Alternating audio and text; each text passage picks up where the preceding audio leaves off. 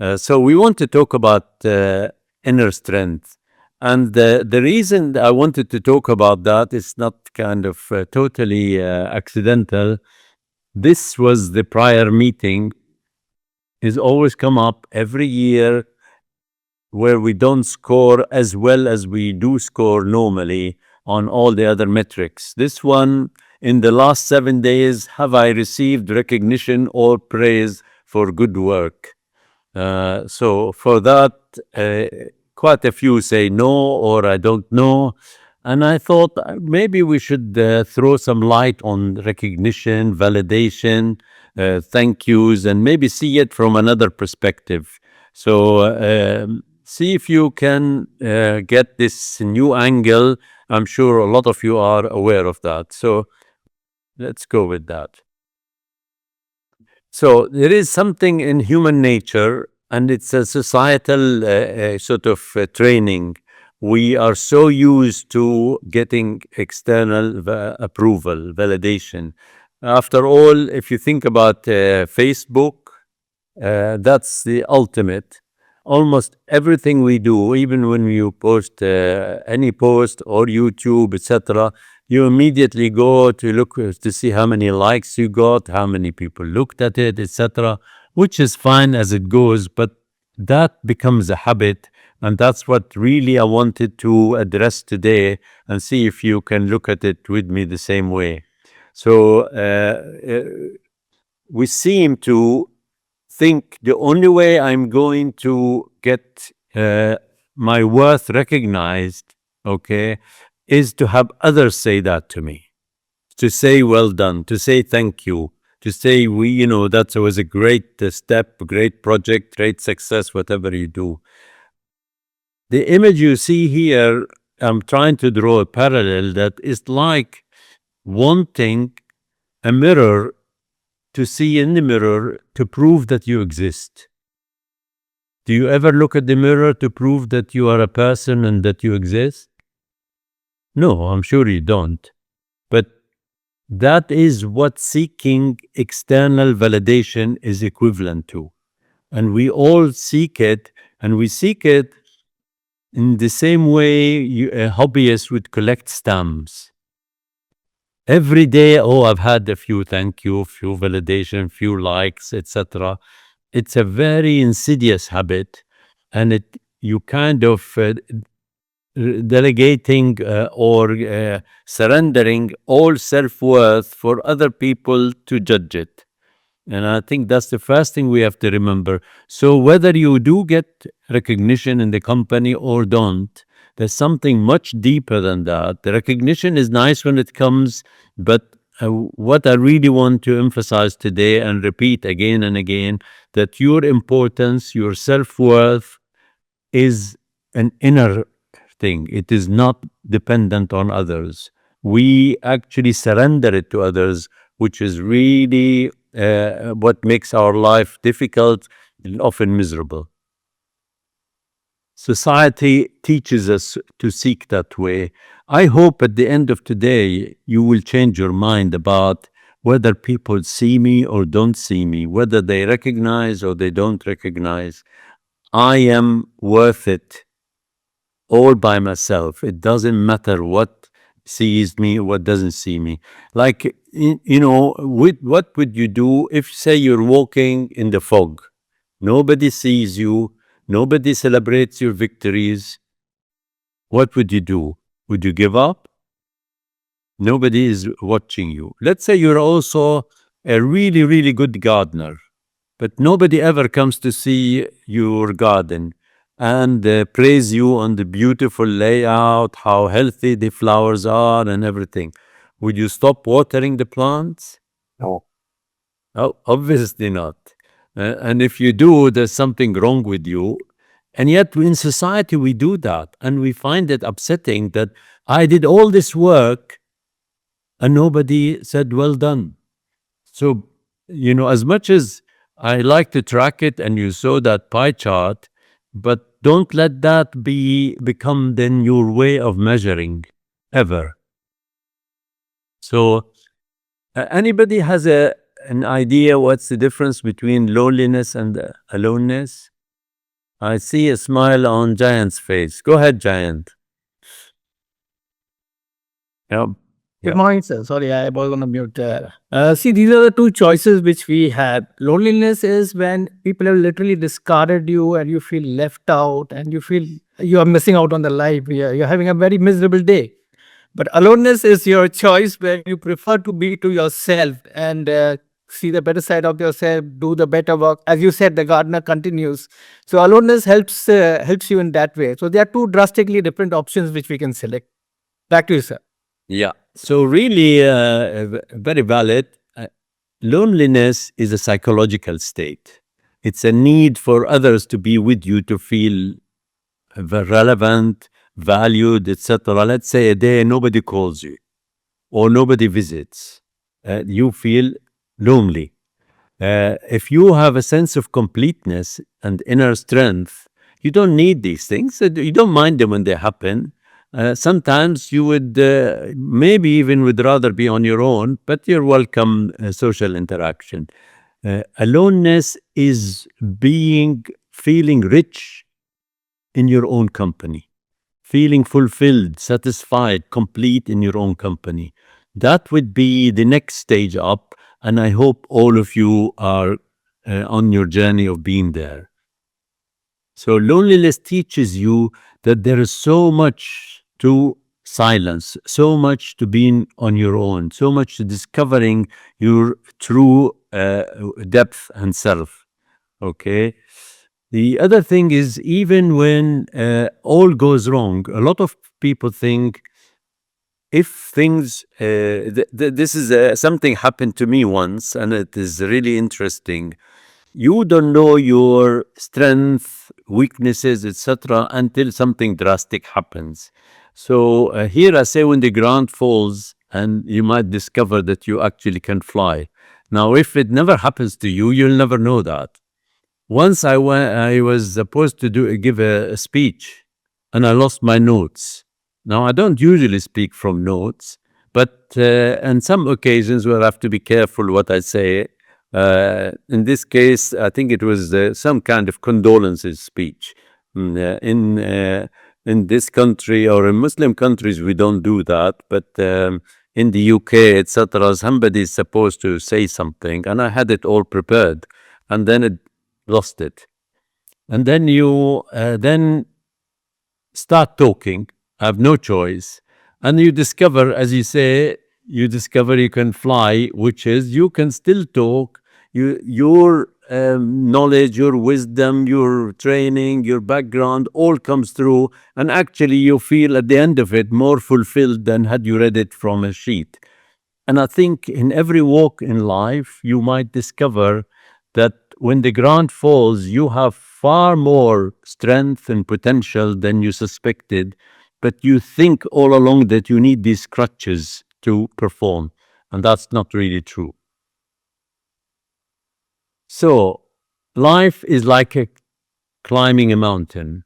Some of you may not see that, but I am sure all of us, not all of us, some of us quite young on this, at least in front of me, but all of us who's had a clocked, let's say more than 30 years, they see the climb. They've had challenges, they've had problems, and you climb and climb, but you tell yourself success is when I reach the peak.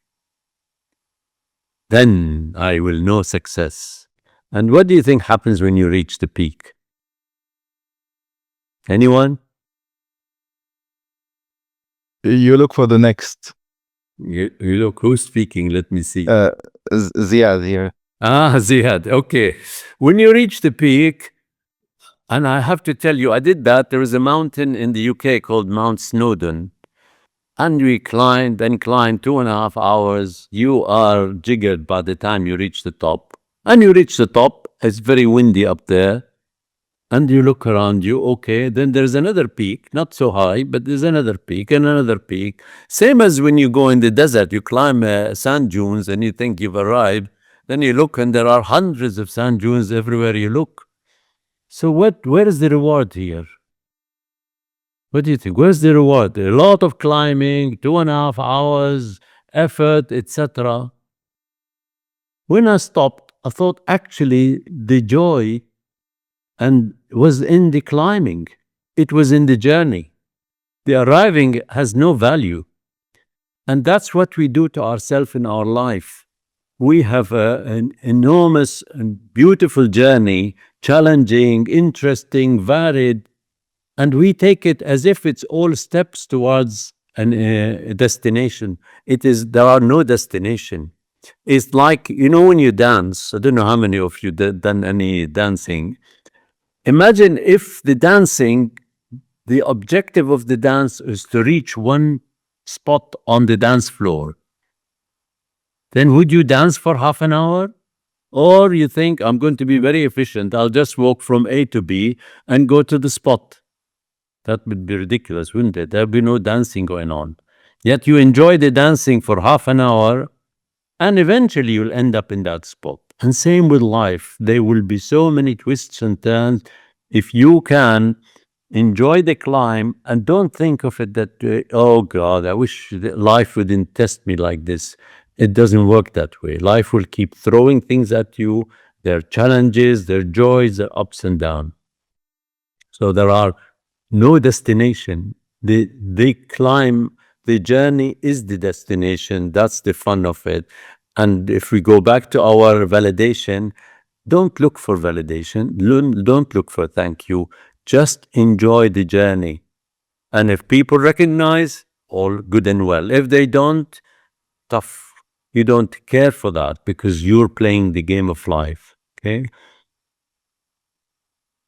So let's see external validations.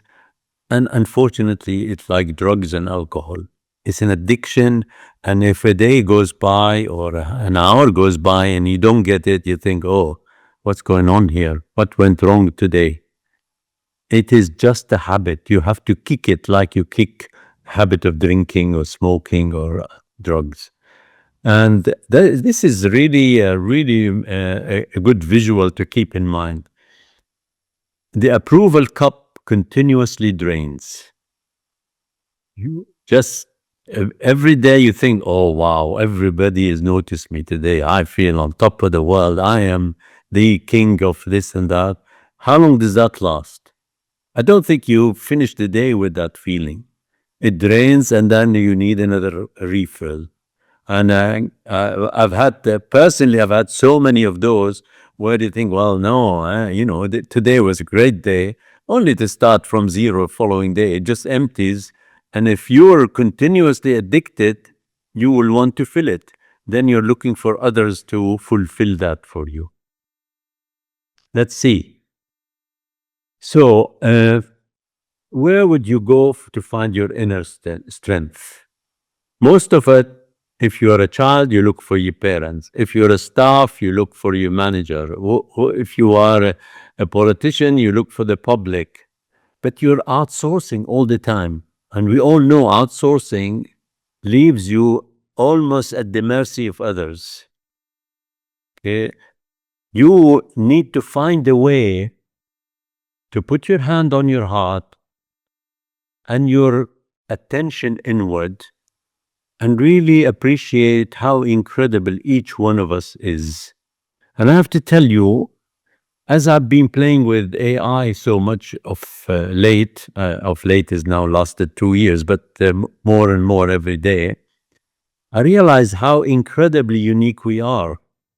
Each one individual, so different, so interesting, and we don't realize that. We think other things are interesting. The complexity of the human body, the human mind, the human life is amazing. And if you were able to put your hand on your heart and say, my God, I am a kind of a product of the universe. I'm so unique. I'm not saying I'm not comparing. I'm not smarter than anybody. I'm not better than anybody, but I am enough and complete by myself. If other acknowledge me, good and well. If they don't, it's just like when you look at your child. How many here have children? I think we have, all of us have a child. So tell me, maybe Marilee, since she's freshly back with us, when you look at your daughter, what's your thought? that my daughter is very outspoken. She is an amazing girl, and like a joy to talk to, even Yeah. because she is outspoken. She's quite confident. But do Mm. you also think that way? We're all that way, but we don't acknowledge ourselves. It's easy to see it in the other, but not in ourselves. Yes. Please remember that no one in front of me isn't special in some way. So this is, we think we need the thanks and the acknowledgement to feel motivated, okay? And yet it's a false assumption that, see, motivation is all good and well, but motivation is like a temporary thing. It comes today, tomorrow is missing. You wake up not in the right mood, you don't feel like it, etc. It's got this up and down. So we need something more than motivation. Motivation is not good enough to perform in life. And that what we need is really discipline. Discipline means you show up, okay, anyway, whether you're motivated or not. If you can internalize that, life is easy. You create the habit, then the habit creates you. Then you put in a discipline. Once you put in the discipline, you're on autopilot. Things will happen. And discipline is really a show of love for your future self. So, to give you an example, I try, okay, never to miss a day of exercise. Now, sometimes you don't feel like it, you've been stretched, etc. But if you care about your future self, your future health, then you need that. So that discipline in the moment may seem hard work, but if you care for your future self, you cannot skip on that. This is a very interesting Eastern philosophy. It's the art of effortless action, so that you don't get the impression that you have to battle with anything. Actually, if you're really smart, you learn to the art of what they call, I think it is called Wu Wei in Japanese or something, where you go with the flow. Believe me, you didn't get where you are now, and I don't mean in your success, I mean as a human being, without life actually supporting you every step of the way. Because if you watch the child of, say, maybe 1 or 2, how many times they fall on their face? How many times you think, oh my God, they're going to have an accident? Yet life, the universe, call it what you will, they seem to survive it. They seem to stand up, move forward, tumble again, but they're okay. So you didn't get here all on your strength. Life seems to want you to be here, and you just have to flow with life. You don't have to fight life. You can be just moving with it, almost like a clever sailor follows, let the wind take them. They don't battle with the wind. Impossible to go against the wind. Yet we think with our will we can do it. You cannot do it that way. And failure, life does something very interesting. It keeps making you stumble and fall. Anybody knows why we keep failing? And when we fail, who gets upset? Who is harmed? Who suffers the most when you fail? I need participation. I spoke enough. My throat is dry. Come forward. The person itself will feel the pain. Aha, the ego. And life is trying to say to you, you're not your ego. The ego is an illusion. You project it, I am Mr. Big, everybody should respect me, I am so special. Then when you fail, it's embarrassing. But embarrassing to who? Embarrassing to the stupid ego that has projected such an inflated image. And life will keep on hammering you until it reduces that ego, if you're lucky, into nothingness. Most of us, unfortunately, keep on growing and the ego keep growing until it is like carrying a big boulder on your shoulders. Let's hope that's not happening to you. So the Japanese have a very clever thing. They think when the pot breaks, they don't get upset. They connect everything with golden seams. So they repair it, and that way it's a piece of art. It becomes beautiful. And that's the same with human being. If the failure, which is a breaking of the ego image, is seen that way, with every failure, actually you're a better human being, not worse. The ego is worse and the ego is upset, but you are a much better human being. And whether you know it or not, and don't look back with shame on any failure. That was the universe being kind to you. If you see it that way, then you can only grow. You cannot go backward because the universe would not let you. Otherwise, you would not have reached an age of 30, 50, 70 without the support of the universe, okay? And we discussed that when we talked about it and with Khalil Gibran. Failure teaches resilience. It makes you a stronger person. And stumbles is part of the dance of life. It wants you to stumble, to learn. And that's what happens with babies. They stumble and stumble and stumble. And guess what? The reason why AI cannot compete with human at the moment is it doesn't stumble. It needs to live human existence where it fails and learn and fails and learn. It does have some controlled failures, and we have reinforced learning and all that in AI, but so limited. A baby by age 10, my God, it failed so much, is unbelievable, but it is also so smart. And we come to almost the end here. This one, keep this visual in mind if you not come across it. I want you to remember one thing. Think of an ocean with lots of waves. And each one of you is a wave in that ocean. Does one wave brag to the one next to it, I am better than you, stronger than you, greater than you? Or do we all see that we are actually part of the same ocean? It's the universe that has expressed itself in so much variety.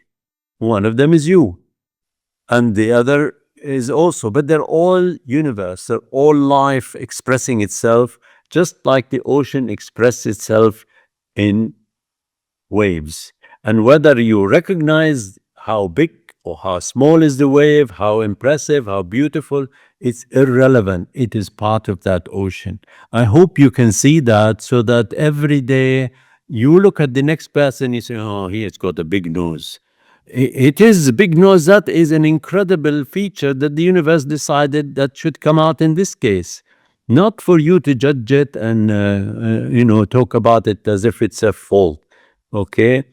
And this is a new play on words.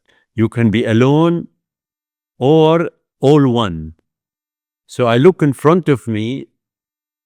I have 48 pictures, and we're all one. Just different expression, different appearances, but it is still the ocean and it is waving. I hope that it speaks to you. I hope you picked up something from this. Thank you very much and enjoy the rest of your day.